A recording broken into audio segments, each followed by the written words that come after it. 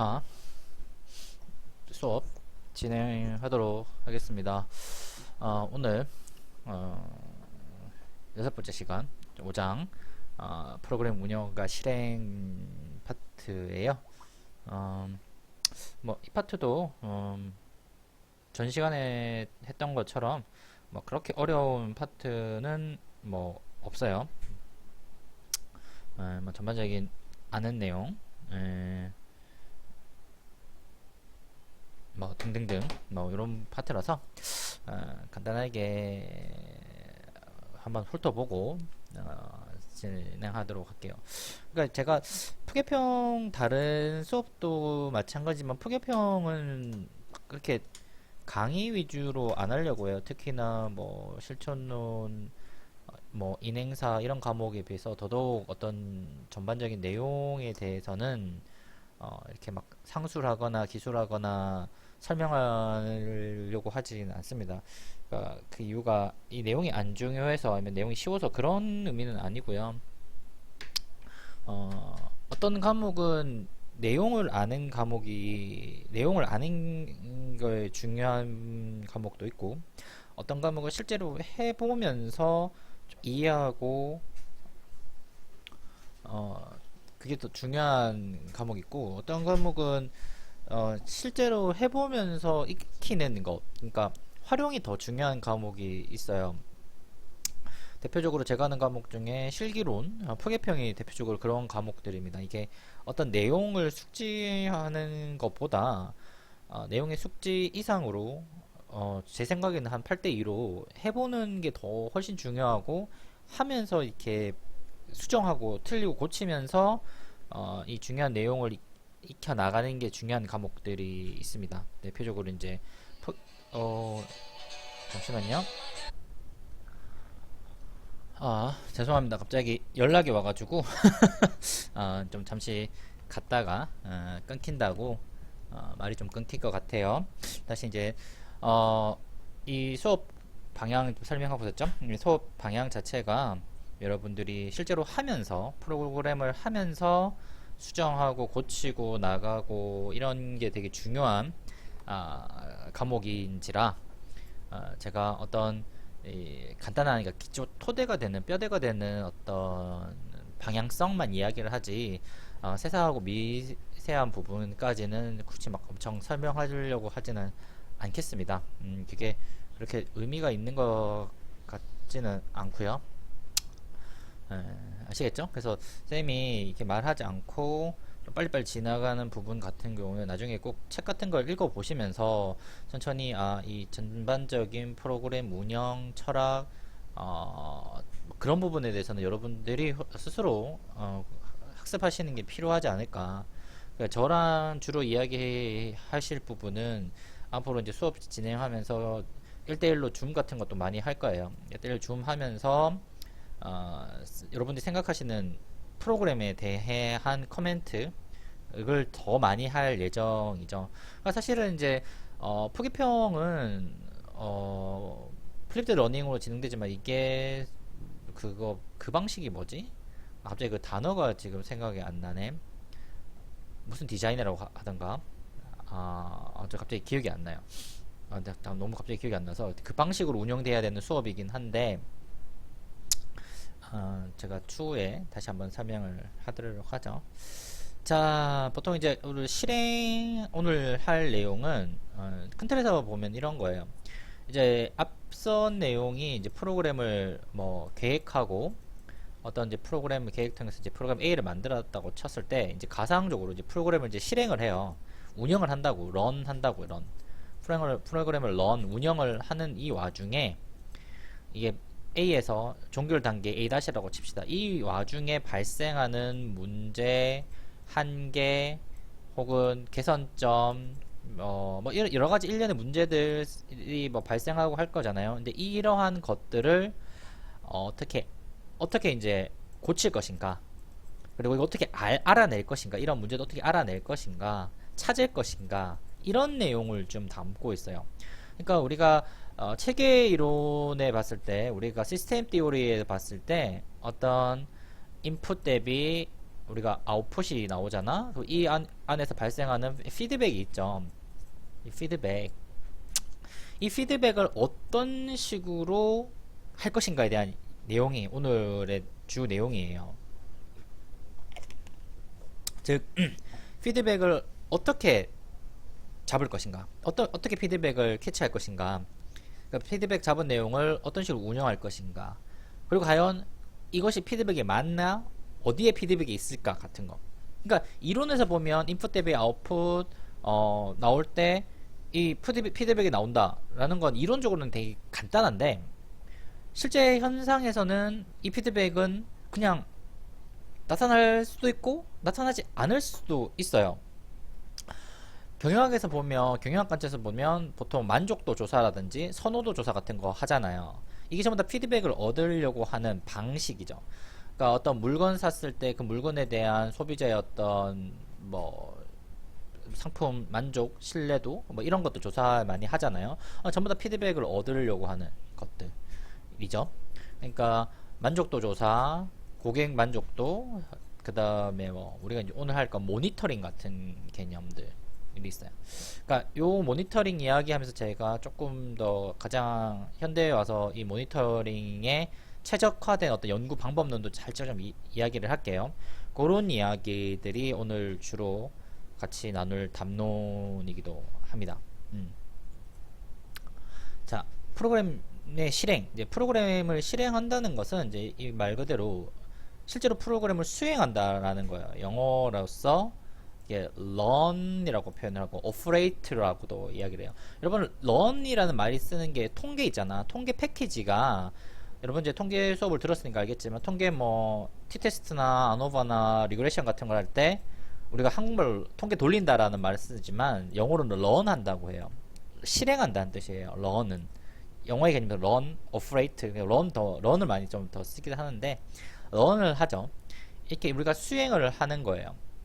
이 수행을 할 때 우리가 흔히 피드백을 얻는다. 왜 피드백을 얻으려면 이 프로그램이 이 방향, 우리가 원래 원했던 이 방향으로 가고 있는지에 대한 확인을 하고 있고, 만약에 이 방향이 우리가 원하는 방향보다 다른 방향이라면 이 방향만큼의 차이가 일종의 이거는 오류 내지는 문제가 되겠죠.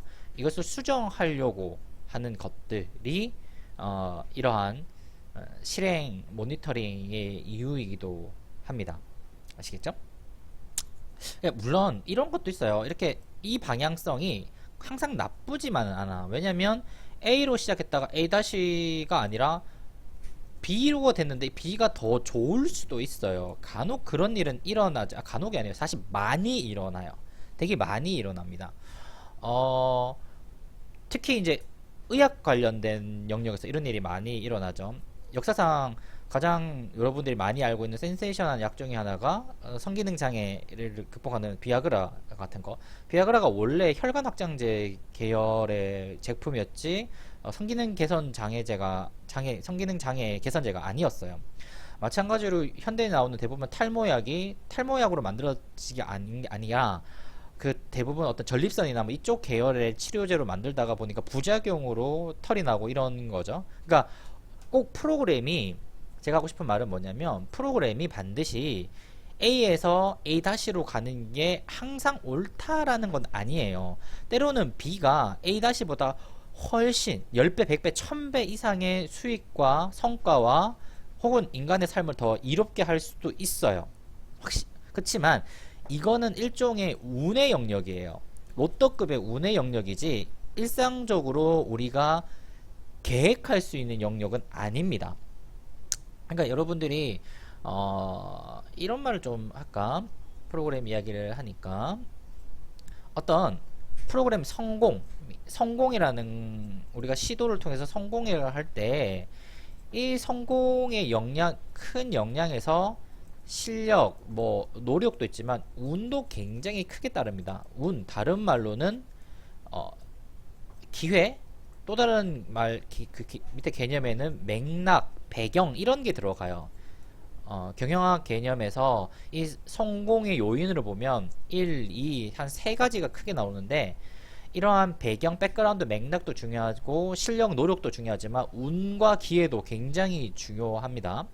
이때 이 운의 영역은 이 운의 영역도 마찬가지고 여기 배경의 영역도 마찬가지지만 이런 영역은 개인이 어떻게 할 수 있는 영역이 아니에요. 그러니까 어떤 성공에 대한 개념을 봤을 때 한 개인의 성공도 마찬가지고 프로그램의 성공도 마찬가지예요. 성공이 반드시 노력과 실력을 따라서 된다는 생각은 버리세요. 이런 거는 어떤 현대 프로그램 이론이라든지 현대 경영학 이론에서는 전혀 씨도 안 먹히는 이야기입니다. 이런 거는 말도 안 돼요. 그러니까 여러분들의 노력이 부족해서 성공을 못했다는, 물론 노력이 부족해서 프로그램이 성공 못할 수도 있죠. 그러나 그것이 반드시 노력을 정말 열심히 한다고 해서 된다라는 보장은 전혀 없다는 거예요. 이렇게 생각하면 돼요. 노력이 부족하면 당연히 빵이에요. 그냥 빵입니다. 당연히 빵인데, 그렇다고 노력한다고 해서 이것이 10%에서 20%로 올라간다? 그것도 아니에요. 그것도 아니라는 이야기예요. 여기에다가 노력 플러스 알파로 기회, 운과 이 기회와 운이 노력이 만들어낼 수 있는 배경, 백그라운드 같은 것도 제가 봤을 때는 뭐 30%, 30%, 한 40% 정도 차지하지 않을까라는 생각이 좀 듭니다. 그래야지 겨우 프로그램의 성공, 개인의 달성 같은 것들이 이루어질 거라는 거죠. 아시겠죠, 여러분? 그러니까 이것이 쉽게 우리가 단순하게 실력 대비, 인풋 대비 아웃풋 이런 개념으로 볼 수가 없다는 거예요. 그러니까 인풋 대비 아웃풋이라는 개념 안에는 인풋과 아웃풋을 달성할 수 있는, 혹은 인풋을 획득할 수 있는 기회, 인풋이 여러 가지 1부터 10까지 있잖아. 그 중에서 다 중요한데 이 중에서 이 10을 얻을 수 있는 기회, 그리고 이 기회와 그 노력이 만날 수 있는 배경 같은 것도 굉장히 중요하다. 이거 어느 하나가 있지 않으면 이 성공은 달성할 수가 없다라는 것이 제 기본적인 제 생각이고 현대 경영학 프로그램 이론의 핵심 과제이기도 합니다. 자, 이런 내용을 담고 우리가 이제 프로그램을 진행을 해보면 이 프로그램이 진행이 돼요. 근데 이제 이때 오늘 가장 이제 크게 담는 이 모니터링이에요. 이 모니터링의 다음 같은 질문이 중요하니까 질문 한번 봅시다. 솔직히 모니터링이 뭐가 중요하냐? 첫째, 의도한 대로 계획되고 있는가? 아까 제가 말씀드렸죠. 의도하지 않아도 대박이 날 수도 있다.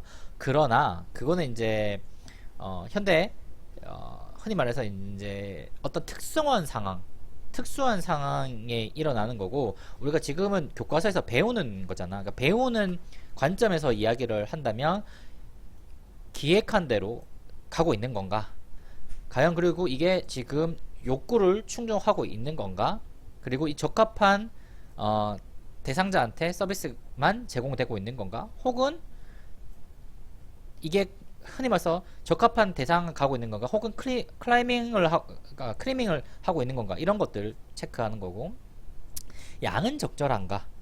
그리고 이런 펀딩을 준 기간의 기준에 적합한가? 이런 것들을 파악하는 거. 물론 이거 말고 또 여러 가지가 있어요. 이 프로그램이 우리가 전 시간 했던 것처럼 이 프로그램이 효율성이 있는 건가?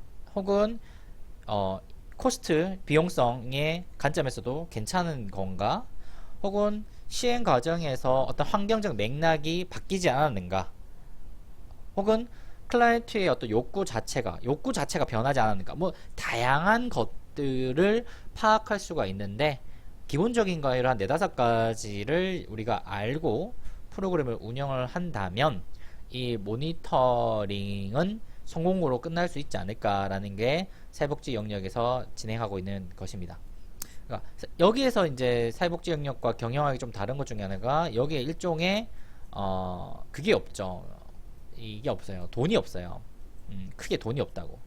양 이런 것만 있고. 그러니까 이게 그 경영 프로그램에서 그럴 거 아니야? 이게 진짜 잘 팔리고 있는 건가? 시장에서 점유율이 증가하고 있는 건가? 이런 거 내용이 좀 빠져 있고, 또 경영학 관점에서 봤을 때 어떤 소셜 리스폰시빌리티, 사회적 공헌을 만족하고 있는 건가, 뭐 이런 개념도 좀 빠져 있긴 해요. 그러니까 경영학 프로그램과 사회복지 프로그램을 비교해 본다면 이런 모니터링의 관점에서는 좀 빠져 있는 부분, 특히 이제 사회복지 영역에서 많이 빠져 있는 게 경영학 관점에서 프로그램에서는 이런 게 있어요. 어떤 프로그램이 좀 잘 나가고 있다, 잘 팔리고 있는데 당연히 시장에서, 우리 시장에서 이런 거 한번 봐.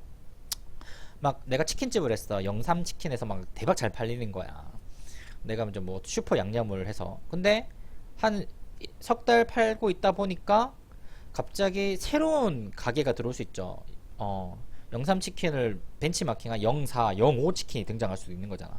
그 소스도 내가 비법 소스라고 만들지만 사실 여러분 소스, 비법 소스도 그냥 그 원심 분리기에 넣어가지고 돌리면 다 나와요. 성분이랑 이런 게, 양 같은 게 다 나오잖아. 그러니까 그거 알아채는 거는 뭐 일도 아니에요. 사실 맘만 먹으면 그거 똑같이 만들어서 팔고 있어. 그러니까 이런 거 과연 경영학 프로그램에서, 서비스에서는 이런 게 들어가죠. 나랑 유사한 프로그램들이 시장에서 많이 발생하고 있는가. 그래서 내 수익의 어떤 수익의 시장에서 올라가는 것이 체증 효과가 일어나지 않을까. 그러니까 우리가 어떤 프로그램이 초도 효과라는 게 있잖아. 우리 커피숍도 동네에 보면 처음 생긴 커피숍에 막 가고 싶잖아요. 좀 인테리어도 신선하고 맛도 신선한 것 뭐 맛은 뭐 비슷하겠지만 맛도 신선한 것 같기도 하고 서비스 인테리어도 신선한 것 같으니까 이왕이면 다 옹치마라고 그 가게에 가고 싶잖아. 그런 것처럼 경영 관련된 서비스 프로그램에서는 언제든지 경쟁자가 등장할 수가 있어요. 근데 사회복지 프로그램에서는 이런 관점이 거의 다 빠져 있습니다. 왜냐하면 그거랑 상관없이 어차피 금액은 나오고 그 금액 안에서 프로그램을 진행하기 때문에 시장 안에서의 경쟁 관점은 훨씬 줍니다. 물론 이러한 개념조차도 복지 영역에서의 기부나 어떤 기부 영역이나 그 배분 관련된 프로그램에서는 조금 달라요. 똑같은 모금의 계열이 있지만 뭐 공동 모금이라든지 어린이재단, 뭐 굿네이버스 뭐 이런 데서 특정 대상으로 해서 어떤 기부 프로그램을 함께 진행할 때는 경쟁 프로그램이 될 수는 있긴 해요. 그러니까 사회복지 영역에서도 경쟁이 발생하지 않는다는 아닙니다. 발생을 해요. 그렇지만 일반적으로 금액을 이전받은 금액 안에서 프로그램을 진행할 때는 이러한 외부의 어떤 경쟁 프로그램을 확인하고 체크하는 모니터링을 잘 하지는 않습니다. 그렇게 중요한 영역이 아니기 때문에요. 오히려 내부 지금 클라이언트의 어떤 욕구라든지 대상 클라이언트의 어떤 수준, 클라이언트의 어떤 양, 효율성 이런 것이 훨씬 더 중요해요. 이런 것이 훨씬 더 중요하다고. 그러니까 경영학 관점에서의 모니터링과 복지 영역에서의 모니터링은 상당히 좀 다릅니다. 좀 달라요. 이쪽 계열과 이쪽 계열은 요 중간쯤에 있는 게 어떤 기부 프로그램 좀 되지 않을까라는 게 제 개인적인 생각이에요. 이게 학문적으로 정확하게 딱 맞다 안 그렇다라고는 좀 저도 명확하게 말씀 좀 드리기 좀 힘들어요. 왜냐면 원체 사회복지 경영 내지는 사회복지 어떤 영역의 경영과 사회복지 영역을 두 개잖아. 뭐 비영리 쪽이 있긴 하지만 또 이게 요런 영역의 연구가 많이 이루어지지 않았고 이 범주를 명확하게 제시하지 않았기 때문에, 그리고 제가 이 제 전문 분야가 아닌 스페셜리티가 아니기 때문에 그거를 제가 말씀드리기는 조금 애매하긴 하지만 요런 영역은 있다. 기부, 그 다음에 뭐 있냐면 사회적 경제, 우리가 흔히 말하는 사회적 경제 뭐 요런 파트, 예전에 있었던, 요즘은 좀 많이 좀 주춤했던 그거 사회적 기업 같은 거, 요런 영역들이 아마 다 요 중간 단계에 있지 않을까 는 생각을 좀 합니다. 굳이 이렇게 세분화 시켜 보자면. 아시겠죠? 네. 자, 이제 모니터링 내용을 좀, 교과서에 있는 내용을 한번 봅시다. 뭐 모니터링의 뭐 책무성, 서비스 전달, 영향, 효율, 재정. 그러니까 책무성이라는 말 우리 기억나나? 첫 시간에 이 안에 있는 내용은 여러분들 보시고, 우리가 책무성, 책임성 이라는 말, 우리가 왜 사회복지 영역 프로그램에서 책임성을 논한다고 했죠? 3자 지불 시스템, 그 다음에 자원은 한정되어 있고 과학적 방법론, 이런 이야기를 우리가 좀 했습니다.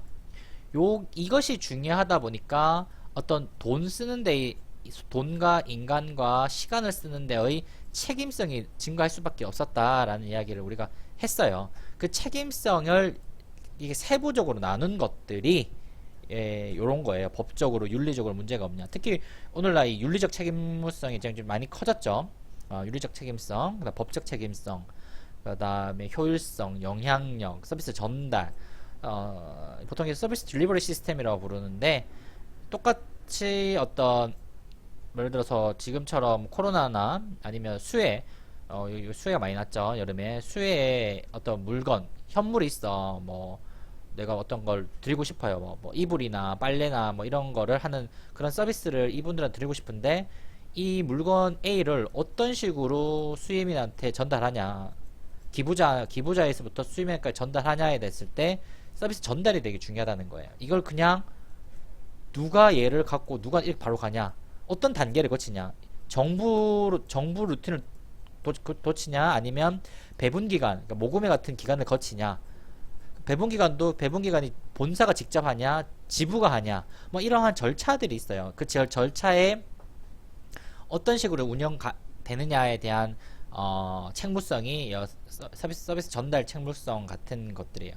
그러니까 가급적 딜리버리 시스템은 사실 뭐 복지도 그렇고 경영도 마찬가지고 이 전달 시스템이 적으면 적을수록 좋아요. 그러니까 이 전달 시스템을 최소로 해야지 중간에 어떤, 경영에서 말하면 중간 마진이라고 부르고, 복지에서 말하면 그 딜레이 되는 시간, 지체되는 시간이 줄기 때문에 그래요. 그러니까 우리가 스파 브랜드라고 부르잖아. 우리 옷의 스파 브랜드, 그 한국에도 있고 우리 막 이제 한국에서 쫓겨나고 있는 유니클로 같은 회사도 이 스파 브랜드가 이런 전달 체계를 굉장히 줄여준 거죠. 그러니까 본사에서, 공장에서 물건을 만들고 나서부터 고객에 오는 손까지 이 단계를 최소화시킨 것들이 보통 이런 서비스 전달 체계. 그러니까 사회복지에서 서비스 전달 체계가 늘어난다는 것은, 물론 그 관리하는 관리 비용도 느는 것도 당연한 거지만, 관리 비용이 없다 손 치더라도 시간이 늘어난다는 거예요. 그러니까 어떤 기부 대상자나 정부가 어떤 물건을, 현물 같은 걸 줄 때 이 타임이 제로라면, 이 여기서 수혜자가, 뭐 수혜민이나 수혜자가 받는 타임이 언제인지 모르지만, 이게 중간 단계가 하나라면 T1, T2가 되겠고, 중간 단계가 두 개라면 얘가 T3가 되는 거예요. 그러니까 이 시간을 줄이는 게 핵심이죠. 그렇잖아? 이게 뭐 그렇잖아. 여기서 일 딱 터졌을 때 수의민들의 어떤 식사라든지 옷가지라든지 뭐 이런 것을 최대한 빠른 시간에 줘야 되잖아요. 그러니까 이런 시간을 줄이는 것도 사실 저는 책무성보다 더 중요한, 그러니까 제가 석사 때 제 주 전공이 서비스 딜리버리 시스템이었어요. 시스템을 어떤 식으로 관리 평가하냐는데, 최대한 이 시스템을 줄이는 게 핵심이에요. 물론 줄이는 거에서 최대한 줄이면 좋겠죠. 그렇지만 최대한 줄이면 항상 좋은 것만 있지 않아요. 줄이면 줄일수록 뭐가 문제되냐면 관리에 문제가 있어요. 예. 이걸 최대한 줄이면 제일 좋은 건 뭐겠어요? 기부자가 직접 수혜자 주는 게 제일 좋죠. 그러면 어떻게 되겠어? 기부자가 직접 저기 강원도나 이쪽에 아니면 전남이나 이런데 수혜자 직접 찾아가서 줘야 돼요. 얼마나 불편해. 그러면 이런 일이 잘 안 일어나겠죠. 불편하면. 그러니까 최대한 줄이되 그것을 가장 적정 수준까지 유지하면서 책임성을 올리는 방향이 어떤 아트죠. 핵심이죠. 과학을 넘어서 아트예요. 이런 것들은. 자, 그러면 모니터링 방법이 뭐가 있냐 보면, 뭐 관리정보 시스템 읽어볼게요. 뭐 참여하는 특성과 인원에 대한 정보를, 특히 이제 인원에 대한 관리정보, 성과 측정, 아웃풋과 성과의 양, 질 초점을 두는 거 있고, 과정 평가를 했을 때 프로그램 과정에서 일어나는 거. 그러니까 쉽게 말해서 지금 이 이야기를 하는 거는 평가하는, 모니터링하는 단면을 좀 이야기를 하는 거예요. 이게 뭐 말이 이렇게 되지 어려운 내용이 아니라, 그러니까 이 주사위라고 쳐요. 이게 주사위에 뭐 여러 가지 면이 있잖아. 주사위가 면이 있고 면이 있는데, 우리가 모니터링 한다는 것은 어떤 면에서는 이게 과연 인풋 대비 아웃풋 성과에 대한 모니터링일 수도 있지만, 여기 투입되는 투입물에 대한 모니터링일 수 있어요. 과연 사람은 얼마나 들어갔는지, 사람의 들어간 돈이나 인원이나 특성은 어떻게 되어 있는지, 어떻게 관리되고 있는지에 대한 모니터링도 당연히 필요하죠. 그 다음에 정말 이걸 통해서 나오는 산출물이 뭔지, 그 다음에 성과물이 뭔지, 이걸 사람이 100명 투자됐는데, 막상 일한 시간에 100시간도 채 안 돼. 뭐 좀 이상하잖아. 뭐 그런 것들. 100시간 투자됐는데, 뭐 결과가 뭐 별로 없어. 뭐 어떻게 뭐 마이너스 이렇게 어떤 위험한 것을 문제를 해결한 것도 많이 없고. 그러니까 전반적인 모니터링이 다 필요하다는 거예요. 정말 투입된 것이 우리가 음식을 한번 생각해봐. 마트에서 음식물 사왔어. 음식물 한 10가지 사왔는데 이 10가지 처음에 그냥 땅바닥에 내버려 두지 않잖아요. 냉장고에도 두고 어디 보관해 놓잖아. 이런 관리도 필요하고, 이 관리를 했을 때 10가지 중에 3가지 음식을 만드는지 5가지 음식을 만드는지, 그리고 이 3가지 음식이 진짜 맛있는지, 만들었는데 맛이 없을 수도 있잖아. 아니면 건강에 더럽게 안 좋을 수도 있고, 이런 것들을 일일이 체크하고 하는 것들이 모니터링이라는 거예요. 그리고 우리가 이제 음식 다 끝나고 나서 하기 전에 맛도 한번 보잖아. 숟가락 떠가지고 짠지 단지 싱거운지도 한번 보잖아요. 그런 거 안 하고 막 다 할 수 없죠. 여러분 음식 할 때까지 진짜 한 번도 맛 안 보고 이렇게 하는 거 있어? 뭐 있죠? 라면, 계란, 구라이 같은 거는 안 해요. 근데 여러분들이 뭐 했을까? 어떤 국이나 찌개, 뭐 닭볶음탕 같은 거나 뭐 곰국 같은 거 이런 거 할 때 뭐 한 번도 맛 안 보고 하나? 그렇지는 않잖아요. 그죠? 잡채 같은 거 할 때 뭐 하면 맛은 봐야 될 거 아니에요. 짠지 단지 싱거운지. 그런 것처럼 과정 모니터링도 필요하다. 이야기를 하고 싶어서. 자, 그러면 모니터링도 좀 방법이 많겠죠. 그죠? 모니터링을 하는 측면도 많으니까 당연히 모니터링하는 방법도 많을 수밖에 없어요. 그러니까 요리로 따지면 뭐 굽는 요리, 찌는 요리, 볶는 요리, 튀기는 요리가 있는 것처럼, 그러니까 똑같은 계란이라도 삶기도 하고 굽기도 하고 튀기기도 하고 스크램블 하기도 하고 뭐 장조림 만들기도 하잖아. 우리가 그런 것처럼 단일한 내용도 다양한 방법을 통해서 모니터링 할 수 있고, 다면도 그러니까 단일 방법으로 다면체를 측정하기도 해요. 한번 보면 뭐 논리 모형, 나중에 우리가 좀 몇 강 더 가서 논리 모형을 할 거예요. 논리 모형에 따라서 이렇게 모니터링 하는 경우도 있고, 슈퍼비전 모니터링, 그러니까 슈퍼비전이라는 게 그런 거잖아. 어떤 전문가의 어떤 노하우를 통해서 그 절차나 이런 것을 판단하는 게 우리가 슈퍼비전을 하면, 개별 동료 집단 슈퍼비전을 통해서 모니터링을 하게 하고, 효과성 모니터링, 이게 과연 이 프로그램의 어떤 효과가 있는지 를 먼저 모니터링을 하고, 효과가 없으면 이 재설계하거나 뭐 이런 방향성 모니터링을 하기도 합니다. 뭐 어쨌든 이러한 형태의 모니터링 방법이 있어요. 한번 보시고요. 자, 프로그램 관리 측면에서 봅시다. 프로그램 관리. 우리가 앞에서 했던 모니터링은 일종의 프로그램을 수행하는 과정에서 우리가 어떤 문제점이 있는지, 잘 돼가고 있는지 확인하는 어떤 피드백을 얻는 방식이라면, 여기서 하는 프로그램은 이 프로그램이 내가 기본적으로 원하는 방향 A에서 A-로 가게끔 하는 이러한 뭐라고 할까? 이러한 이렇게 할까요? 이렇게 가드레일 정도를 쳐주는 거예요. 이렇게 요 안에서는 좀 있어야 되지 않을까. 물론 이 방향이 이렇게 가다가 이렇게 갈 수도 있고 좀 이렇게 갈 수도 있고 이렇게 가서 좀 후진할 수도 있고 뭐 이렇게 하지만, 그래도 최소한 요 틀 안에서는 진행되어야 되지 않을까라는 생각을 하는 거죠. 요게 프로그램의 어떤 관리 틀, 운영 형식 틀이에요. 아시겠죠? 이렇게 생각하시면 좀 편할 것 같아요. 관리. 그러니까 그 앞에서 이렇게 진행하고 있는 이 프로세스, 요런 프로세스를 알아가는, 세부적인 내용을 알아가는 것을 우리가 모니터링이라고 한다면, 이런 전반적인 내용 안에서의 어떤 이 가이드라인을 주는 것이 관리다 라고 생각하시면 좋지 않을까 라고 생각을 합니다. 자, 관리에 대해서 한번 조금씩 보도록 해요. 관리에 제일 중요한 건 우리가 다 아는 거예요. 육하원칙이에요. 사실은 육하원칙이 이 관리의 가장 기본적인 겁니다. 과연 누가 실행하는 건가? 그 다음에 문제 요소 확인을 보는 거죠. 현재 실행하는 사람 누구고, 그 다음에 밖에 실행할 수 있는 사람 누구고, 반드시 참여해야 되는 사람 누구고, 관리에 넘는 사람 누군가, 언제 해야 되는 건가, 어디서 해야 되는가, 무엇을 해야 되고, 왜 해야 되고, 어떻게 해야 되고, 그러니까 이러한 육하 원칙에 따른 계획 수립 요소와 실행 요소. 그러니까 우리가 아까 앞서서 했을 때 이 계획 수립 요소에 대해서 육하 원칙을 제가 한번 강조한 적이 있죠. 그랬을 때 그 실행 요소에 대비해서 발생하는, 실행 과정에서 발생하는 문제 요소가 있고, 그 문제 요소를 이렇게, 이 문제 요소를 최대한 막아주는 요 틀을 주는 게 관리라는 거죠. 그럼 이대로 쭉 잘 가고 있으면 사실상 관리도 필요 없어요. 쭉 잘 가고 있다면 관리라는 게 필요가 없는 거예요. 아시겠어요?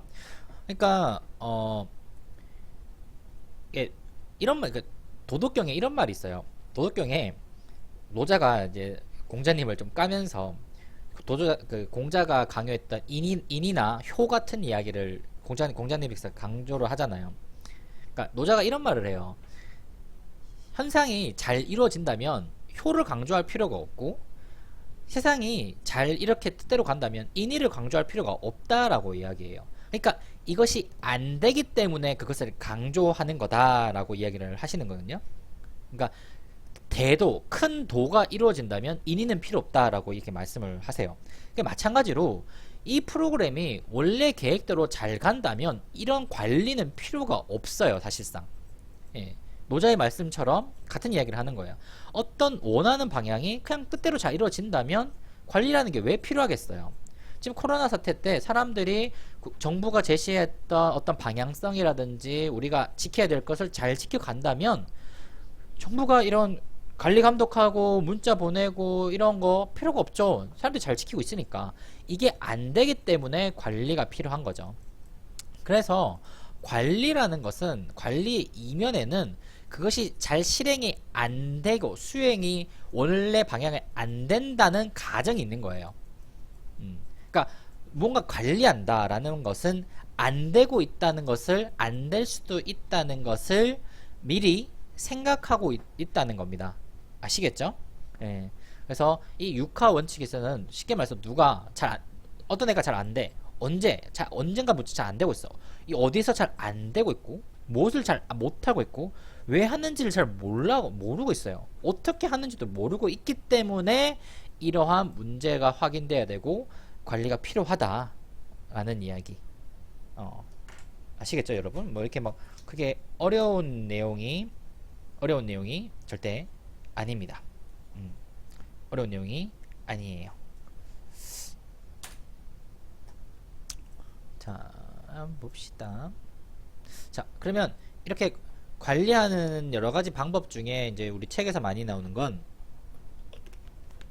도표라는 거예요. 그러니까 이 도표 체계는 뭘까라는 거예요. 여러분 많이 봤을 거예요. 여러분도 어릴 때부터 진짜 많이 했죠. 대표적으로 뭐 있을까? 뭐 여러분 이런 거 있겠지. 뭐 여러분 이런 거 있을 거예요. 이제 딱 보면 이제 느낌 빠고지. 자, 12시에 자고 뭐 이런 거. 여러분도 이런 거 했을 거야. 좀 그림을 좀 못 그려서 그런데, 자, 뭐 이런 거 했을 겁니다. 자, 여러분들, 자, 12시부터 6시까지 나 하루 6시간 잘 거야. 수면. 자, 7시까지 운동. 7시부터 12시까지 공부. 그래서 뭐 쭉 해서 뭐 1시까지 또 식사, 뭐 다시 독서, 다시 또 운동 내지 또 공부, 뭐 식사, 뭐 이렇게 합니다. 쭉 이렇게 만들어 놔요. 그리고 한 이틀 지키다가 이거 다 실패하죠. 다 실패해요. 네. 왜? 이거 맞출 수가 없기 때문에 그래요. 그쵸? 그런 것처럼 이러한 관리표라는 게 뭘까라는 거예요. 제가 이런 얘기를 왜 하냐면 도대체 이 관리하는 계획표는 도대체 뭘까라는 겁니다. 여러분 생각해 본 적 있나? 도대체 이 계획한다는 계획표라는 건 뭘까? 왜 자꾸 이렇게 실패하는 계획표를 만들어낼까? 왜 자꾸 다 알잖아, 이 실패하는데 왜 이런 계획표를 만들어낼까라고 했을 때 이 계획표의 궁극적인 의미는 뷰예요. 뷰. 본다는 거예요. 뭘 본다? 현재를 보는 것도 있지만 미래를 본다는 의미예요. 계획표의 의미는 미래를 본다는 거예요. 내가 저렇게 관리하게 됐을 때 앞으로 아까 동그라미 그 원형 테이블을 짜는 이유는 그냥 그날만 내 어떤 나의 하루를 보기도 하지만 이게 이렇게 진행되었을 때 일주일 뒤, 한 달 뒤, 6개월 뒤, 1년 뒤에 변화될 나의 모습을 기대하기 때문에 계획표를 세우는 거지. 미래를 기대하거나 이렇게 상상하지 않고 계획표를 만드는 사람은 없어요. 그런 정신 나간 사람은 없습니다. 그런 것처럼 계획표를 만든다는 것은 아까 말씀드렸죠. A에서 A-로의 이 먼 미래를 뷰하고 싶다는 거예요. 왜? 이 계획표대로 따라가면 이 뷰가 완성될 것이기 때문에 이 관점에서 계획표를 세우는 거예요. 그러니까 계획표의 운영 원리를 아시겠죠? 철학이에요, 이거는. 계획표의 기본 철학은 먼 미래를 내가 보겠다라는 관점입니다. 아시겠죠? 이렇게 그러면 이렇게 시간별 활동 계획표를 세운다는 것은 내가 여기서부터 시작해서 이거를 보고 간다는 거예요. 즉 여기에서부터 시작해서 여기를 본다는 거예요. 여기서부터 이렇게 하고 싶은데 뭐 이걸 동시다발적으로 일어나긴 해요. 어쨌든 이 마지막 단계인 얘를 보고 가는데 다시 너무 여기에서 시작해서 이렇게 가는데 이 과정에서 일어나는 것들이 A의 1에서부터 10까지 갈 때 여기에서 2와까지 9가 어떤 단계별로 채워져야 돼요. 그렇지 않으면 1에서 10까지 건너뛸 수가 없단 말이에요. 한 번에 건너갈 수가 없기에 이렇게 촘촘한 단계를 줌으로써 이렇게 간다가 기본적인 계획표의 철학입니다. 아시겠죠, 여러분? 그래서 우리가 이걸 간트 차트라고 부르는데 이름이 딴 거예요. 간트라는 사람의 이름을 따서 이 간트 차트라고 불러요. 보통 이렇게 뭐 월별, 뭐 분기별, 일별 뭐 만들기도 합니다. 여러분 뭐 이런 건 다 아시겠죠? 간트 차트. 그리고 간트 차트는 아마 조사론에서도 아마 했을 거 같기도 하고 여러분들이 제가 어느 영역에서 나온지는 정확하게 너무 많아가지고 일일이 설명을 좀 못하겠어요. 그 다음에 이제 월별 진행 차트부터 우리가 시드 U 그래프라고도 부르기도 하는데 보통 요렇게 해서 1월에 뭘 하고 2월에 뭐 하고 3월에 뭐 하고 하는 거예요. 보통 꼭 뭐 카드식으로 한다고 하는데 꼭 그럴 필요 없이 그냥 우리가 일반적인 표에 보면 뭐 1월달 세부 내용, 뭐 2월달 뭐 세부 내용, 3월 세부 내용, 계획 내용 이런 게 있어요. 요런 거 안에서 1월달에 할 내용을 적어놓고 뭐 2월달에 없어졌으면 상관없는데 주로 이렇게 1월달에 어떤 내용이 진행돼야 된다 라는 것도 사실상 월별 진행 차트의 내용이죠. 우리 과사 가보면 1월에 해야 할 내용들에 대해서 전반적으로 쭉 적어 놓은 게 있죠. 사실상 이런 것도 월별 진행 카드의 한 단편 유형으로 봐도 큰 문제는 없다고 저는 생각은 합니다. 또 뭐 있나? 이건 이제 플로우 차트인데 플로우 차트는 이제 이런 거예요. 월별이나 앞에서 봤던 간트 차트 같은 경우는 여기도 물론 시간은 들어가요. 여기도 이제 암묵적으로 시간 t0에서 시간 마지막 뭐 1, 2, 3, 4 시간 5라고 했을 때 여기 시간 t4, t3, t2, t1 이렇게 들어가는 암묵적인 시간은 이렇게 있기는 해요. 근데 여기서 그 플로우 차트가 주는 매력은 처음부터 끝까지 한 틀을 보여주고 큰 시간 안에서 이것이 진행될 뼈대, 그러니까 청사진을 한 번에 보여준다는 장점은 있어요. 대신에 이제 이 차트의 문제점은 세부 내용을 알 수가 없어요. 예를 들어서 여기 아동보호 서비스를 하겠다고 했을 때 아동보호 서비스 누가 들어가고 어떤 식으로 들어가는지는 알 수가 없죠. 반면에 앞에서 말했던 이렇게 월별 차트로 가면 월별 차트 안에서는 1월달을 만약에 이렇게 두는 것도 아니고 일본 차트를 훨씬 더 정교하게 만들어서 뭐 30일 한다면 30일 안에 누가 뭐 어떻게 들어가고 어떤 이동 뭐 이런 게 훨씬 더 잘 들어갈 수가 있겠죠. 그쵸? 마찬가지로 이 내용도 마찬가지고 그러니까 앞에서 했던 것보다 이 플로우 차트가 큰 그림 보기에는 굉장히 좋은데 세부 내용 보기에는 조금 문제가 좀 있어요. 그래서 이거는 프로그램 구성할 때 기획자의 어떤 스타일도 스타일이지만 기획의 어떤 구성이나 범위, 범주에 따라서도 이런 게 조금 다르게 들어가는데 저는 제 개인적으로는 이런 간트 차트를 사는 걸 좀 좋아하는 편입니다. 월이나 아니면 주별로 어떤 활동에 대해서 이게 단계 조금 나눠가지고 한 달 한 달에 혹은 주별에 어떤 일이 진행돼야 되는가 체크하고 하는 게 저는 제 개인의 어떤 사업이나 연구를 진행할 때 좋은데 이거는 좀 선생님들마다 관리자들마다 조금 다르기 때문에 다른 거고 보통 뭐 지금 오는 거 뭐 PDCA는 뭐 플랜, 두, 체크, 액션 이렇게 해서 뭐 이런 방법도 있다고 하는데 저는 이제 써본 적이 좀 없어요. 이렇게 써본 적이 없어서 뭐 이거는 사람마다 근데 이런 방법이 있다는 것만 이번 내용을 아셨으면 좋겠고 프로그램 관리 기록과 정보 관리에 대한 내용은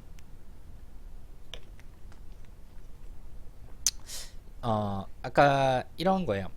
이 기록 관리 면에서 이 책에서 말한 건 기록 관리와 정보를 어떻게 해야 된다라는 내용을 좀 담고 있어요. 여기 보면 마케팅 전에 우리가 복지 관련 프로그램도 마찬가지고 경영 관련된 프로그램도 마찬가지고 인력과 재원이 들어가는 대부분의 것에서는 기록이 남습니다. 그러니까 사람이 몇 명 투자했고 뭐가 되었고 하는 모든 정보가 나와요. 예전에는 물론 요즘도 간혹 그런 데가 있지만 예전에는 보통 이러한 뭐 기업도 그렇고 복지 영역도 그렇고 전부 다 수작업 내지는 손기록이 많이 남았었어요. 이거를 사람이 몇 명 들어가고 어떻게 해야 되고 손기록이 많이 남았는데 거의 대부분의 영역이 전산 다 처리되었죠. 전산 뭐 기업은 거의 뭐 100% 같고 복지 영역에서도 거의 90% 이상은 전산 처리된 게 되게 많고 그나마 전산 처리 안에서도 수작업 관련된 게 이제 엑셀이나 워드나 한글 같은 영역을 한다는 건 일종의 좀 전산과 소작업의 어떤 중간 단계를 좀 많이 하는 편이죠. 근데 어떤 IT 계열 회사들이나 이런 많은 부분에서는 이러한 부분조차도 거의 다 사라져가고 있고 모든 것이 어떤 전산 처리 영역으로 넘어가게 돼 있습니다. 이게 좋다 나쁘다의 관점은 저는 정확히 모르겠어요. 분명히 좋은 것도 있고요. 모든 것 정보가 전산으로 넘어가면서 좋은 것도 있고 안 좋은 것도 있다고 저는 생각해요. 예를 들어서 은행 업무를 봅시다. 은행 업무에서 여러분 요새 은행 가서 뭐 통장을 만들거나 대출을 받거나 하는 게 거의 사라졌어요. 거의 다 전산으로 끝납니다. 거의 다 전산 처리를 함으로써 거의 이런 것이 사라지고 있다고 해요. 그래서 여러분들이 어떤 정보 기록 관리에 대해서 앞으로 수작업 하는 것들은 많이 사라질 겁니다. 거의 사라질 거고 앞으로 5년 내지 10년쯤 되면 사회 전체가 이러한 전산 기록을 잘 운영하지 않을 거라 그러니까 이 수작업 관련된 것을 지금도 이제 여러분들 뭐 연필로 써서 뭐 이렇게 된 거는 거의 없고 제가 말하는 거는 뭐 사인 같은 것도 전자 사인이 대부분 여러분 이제 앞으로도 여러분 스마트폰이나 이런 데서 여러분 지문 아니면 여러분들이 찍어 놓은 도장 여러분 해놓은 지금 여러분들 그 삼성페이 같은 거 보면 여러분들이 손으로 직접 한 손으로나 이 폰으로 썼던 사인을 입력해서 그걸 그대로 사용하고 있죠. 그러니까 여러분들은 삼성 뭐 애플 쓰는 친구들은 이게 무슨 말인지 모를 거예요. 무슨 말인지 이해 못할 건데 좀 뒤쳐져 있죠. 애플 쓰는 사람들은. 삼성페이 쓰는 사람들은 삼성페이 처음 할 때 카드 입력할 때 자기 손으로 그 사인하잖아. 그런 정보들을 다 기록해서 전산화 시켜버린 거 돼 있죠. 되게 편리하게 쓰는 거죠. 그런 것처럼 앞으로 여러분들이 하는 프로그램 자체도 그러니까 여러분들이 한글이나 워드나 이런 거 다 반수작업인 거예요. 일종의 수작업 형태에 들어가는 거죠. 그것조차도 다 사라져가는 과정이라고 생각을 하시면 좋겠고 기록관리 내용은 좀 이런 것들이 있어요. 책 보시면 되겠고 중요한 것만 그래서 전산화된 것을 전부 다 정보 처리 예전에는 우리가 처음 이런 걸 공부하고 프로그래밍 영역을 했을 때 한 10여 년 전만 하더라도 제가 표기평을 배울 때만 하더라도 이 정보 관리에 대한 개념이 굉장히 낙후됐었습니다. 이게 무슨 말이냐면 개념은 있었어요. 정보 처리 개념은 있었는데 문제는 이렇게 생각해봐. 한 기관에서 한 복지기관에서 복지사가 한 50명이고 한 복지사가 1년 내에 만들어내는 문서의 양이 한 1,000장이라고 생각하면 그러면 50명이면 얼마예요? 한 5만 정도 되나? 5만 정이고 이 복지관이 이 복지관 관련된 단체가 1000개야. 그러면 이 내용 자체가 너무나 방대하기 때문에 그리고 이걸 한 10년 잡아요. 그러면 이게 곱하기 내면 이 양이 너무나 많잖아. 이 너무나 많은 양은 everything은 nothing이 돼버려. 이 많은 정보에서 내가 원하는 정보를 찾거나 활용할 수 있는 가능성이 거의 제로에 수렴하게 됩니다. 그러니까 정보 기록을 나왔지만 정보 관리가 안 되는 거예요. 너무 많다 보니까 그 많은 정보에 대해서 어떤 정보를 찾아내고 이거를 관리하고 통계화 시키는 게 거의 불가능했죠. 이게 2007년, 8년, 9년, 10년만 하더라도 그랬었어요. 그러니까 기록은 해두지만 기록을 정보 관리라는 것은 기록물을 관리한다는 뜻이에요. 그러니까 기록물을 관리할 수 있는 방법이 없는 거예요. 그러니까 기록만 그래서 이게 화석처럼 기록만 계속 쌓이는 거예요. 모든 단체에서. 그리고 한 길면 10년, 짧으면 5년, 3년 만에 이 기록물을 다 폐기시켜 버려요. 그러니까 기록을 하는 의미가 없었어요. 기록하면 뭐해? 어차피 다 사라질 거. 그러다가 그때가 언제냐? 2014, 5년, 6년 됐을 때 알파고 나오고 하면서 딥러닝, 머신러닝을 나오고 이렇게 하다면서 이 수많은 데이터를 빅데이터 시켜버리고 빅데이터를 통해서 기록물을 활용할 수 있는 방향이 정말 폭발적으로 늘어납니다. 방법도 굉장히 많이 늘어나고 굉장히 효과적으로 이렇게 하는 방법들이 구현화되기 시작했어요. 물론 오늘날 사회복지 영역에서 그런 프로그램을 사용해서 정보를 관리하고 통계화시키고 데이터베이스 시키는 것은 저는 아직 들었지는 못했어요. 못했지만 최소한 사회보장 정보원이라든지 어떤 정보를 관리하는 단체들은 이제는 흔히 말하는 이 빅데이터화된 정보, 특히 건보라든지 이런 데서 이 거대한 정보를 활용할 수 있는 방법이 늘어났습니다. 확실히. 그리고 그 정보를 이렇게 원한다면, 특히 할 수만 있다, 법령을 통해서 할 수만 있다면 그 정보를 원하는 수준에 가공할 수 있는 방법은 만들어졌어요. 그러니까 정보 관리가 가능해졌다는 뜻이에요. 이거를 일선의 복지 단체가 할 수 있느냐는 조금 별개의 영역인 것 같아요. 왜냐하면 그걸 하려면 그렇게 된 프로그램이 존재해야 됩니다. 예를 들어서 A라는 복지관에서 만들어냈던 수많은 몇만 장 되는 문서를, 워드 문서나 한글 문서를 A라는 프로그램에 집어넣어서 이 프로그램 안에서 다시금 예를 들어서 뭐 노인 관련된 어떤 뽑아내는 이러한 명령 체계를 구축시켜야 되거든요. 근데 이게 프로그램이 있긴 있는데 이거를 복지 프로그램 영역으로 잇대거나 구입을 하거나 하는 경우가 극히 드물어요. 제가 본 적은 없어요. 들어본 적도 없고. 이게 가능하게 되면 모아놓은 모든 문서나 이런 것을 재활용할 수 있는 방법은 존재는 합니다. 근데 복지 프로그램이 또 안 되는 이유가 경영에서는 당연히 가능하죠. 아까 말씀드렸던 것처럼 어떤 문서는 반드시 5년 뒤, 3년 뒤, 10년 뒤에 폐기해야 돼요. 그러니까 이걸 문서의 폐기와 별도로 이 문서 안에서 만들어낸 2차 정보를 재가공하고 데이터베이스 시킨 것도 폐기해야 되는지는 법령 체계가 좀 없어요.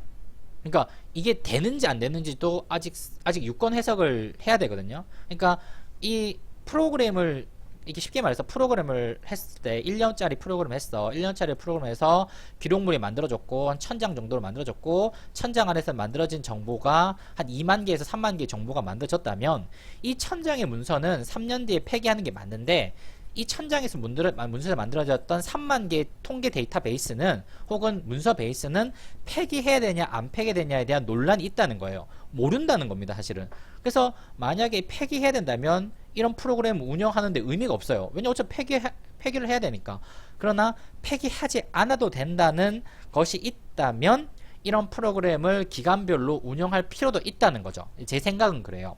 그러니까 사회복지기관이 어떠한 새로운 형태의 온라인 체계로 나아가야 된다면 이 법령 체계부터 우리가 먼저 확인을 하고 진행돼야 되지 않을까라는 것이 제 생각이에요. 이건 하나의 연구 주제이기 때문에 일반 일반 선생님 복지체계 실천 현장가들이 좀 할 수 있는 영역은 아닌 것 같고, 법과 온라인 이런 걸 좀 아는 연구자들이 이런 논문을 쓰고 이런 거에 대해서 논의를 할 필요는 있지 않을까. 제가 하긴 해야 되는데 지금 당장 못 해가지고 나중에 또 연구를 해볼게요. 자, 뭐 이런 거 한번 읽어보세요. 이런 거 다 정보가 어떻게 운영되고 있다. 그러니까 이 많은 정보에서 어느 정보까지 이용하고 어느 정보까지 폐기해야 되는지도 논란이죠. 예, 논란이 있고요. 프로그램 정보의 저류 뭐 이런 거 쭉 넘어갈게요. 자, 마케팅 나오는데 이 파트 마케팅 파트 뭐 그렇게 어렵거나 중요하죠. 어려운 방법이 아니라서 좀 간단하게 설명하고 넘어갈게요. 그러니까 일반적인 프로그램에서 마케팅은 그렇게 사용 잘 안 합니다. 왜냐하면 다시 말하지만 프로그램이 처음 형성될 때부터 프로그램의 어떤 대상자, 운영 방법 등등등등 이미 정해져 있기 때문에 마케팅을 할 필요가 없어요, 사실상. 그러니까 사회복지 영역에서 마케팅을 할 필요가 없는 프로그램이 9할이 넘는데, 요즘 와서 어떤 시장형 프로그램, 이게 특히나 이제 뭐 복지관이나 아니면 장기요양 이런 쪽에서는 어떤 새로운 프로그램을 만들어내고 이 프로그램에서 시장에서 이런 사람들이 들어와야 되는 프로그램들은 있어요. 그럼 그런 사람들을 대상으로 이런 마케팅 프로그램들이 활용될 수 있다. 그리고 복지관에서 어떠한 새로운 프로그램을 형성할 때 외부 대상자를 데리고 와서 하는 프로그램이 종종 발생하기도 해요. 그럴 때는 어떤 이 복지 프로그램에 대한 마케팅도 들어가기도 합니다만은 이게 필요성이 인정되지만 이게 활발하게 진행되지는 않아요. 왜냐면 복지 프로그램 자체의 태생적 한계 내지는 태생적 재원 조달되는 영역 자체가 마케팅을 할 필요가 없고 심지어 마케팅을 해서는 안 되는 프로그램이 굉장히 많기 때문에 그래요. 그래서 이런 마케팅 영역에 대해서는 글쎄요, 비영리 프로그램 수업에서는 오히려 좀 이런 걸 많이 하기는 하는데 일반 복지 프로그램에서는 마케팅을 잘 하지는 않습니다. 그러나 제가 이제 간단하게 이 마케팅을 조금 하는 이유는 대상자 선정할 때 대상자를 어떻게 선정하느냐를 여러분 프로그램에서 쓰셔야 돼요. 그냥 복지관을 하더라도 홍보 인쇄물 할 것이냐, 우편물 할 것이냐, 뭐 SNS 할 것이냐, 뭐 인터넷 배너를 할 것이냐, 전화를 길거리 어떠한 루틴을 통해서도 대상자 선정하는 방식은 제시해 주셔야 돼요. 도대체 어떻게 선정할 거야? 그냥 마구잡이로 뽑을 거냐? 그건 될 수가 없죠. 그러니 어떠한 루틴, 어떠한 경로를 통해서 나의 클라이언트를 모집할 것이냐. 그러니까 모집의 관점에서 이 마케팅을 좀 봐주셨으면 좋겠어요. 마케팅이, 저도 이제 마케팅 담당자나 마케팅 연구가 아니기 때문에 마케팅이 되게 복잡하고 중요하고 그리고 방법도 되게 많고 그 안에 있는 원리가 뭐 다양하겠죠. 제가 주 전공자가 아니라서 마케팅에 대해서 정확히는 알 수가 없겠지만 사실 경영학의 꽃이 마케팅이잖아. 아무리 잘 만들면 뭐해. 마케팅을 못하면 안 팔리면 그만인데. 그러니까 마켓에 홍보를 잘하는, 어드버타이즈를 잘하는, 광고를 잘하는 하나의 방식이 마케팅이죠. 그냥 마케팅에 대해서 일반 경영학이나 일반 프로그램은 정말 너무 중요해요. 이게 이제 너무너무 중요하기 때문에 이 마케팅 하나만 가지고도 수업 있잖아. 경영학에서 마케팅 자체가 하나의 큰 분야잖아요. 근데 사회복지 영역에서는 마케팅 자체를 크게 다루지 않고 그냥 하나의 그냥 일상의 모집의 하나의 방법으로만 마케팅을 우리가 볼 뿐입니다. 그러나 앞으로 이 분야가 커지고 있는 것은 확실하고 그 다음에 이러한 마케팅이 필요한 분야가 발생하는 것도 사실이지만 제 관점에서는 9할 이상, 90% 이상의 영역에서는 마케팅이 필요 없는 영역이 대부분이다. 이게 사회복지 좀 특성이에요. 만약 사회복지 영역에서 마케팅이 필요했다면 사회복지 과목 중에 하나가 뭐 사회복지 마케팅론이라든지 복지와 마케팅 이렇게 나왔을 겁니다. 그리고 아마 비영리를 좀 많이 다루는 학과에서는 아마도 이러한 것을 당연히 있을 거예요.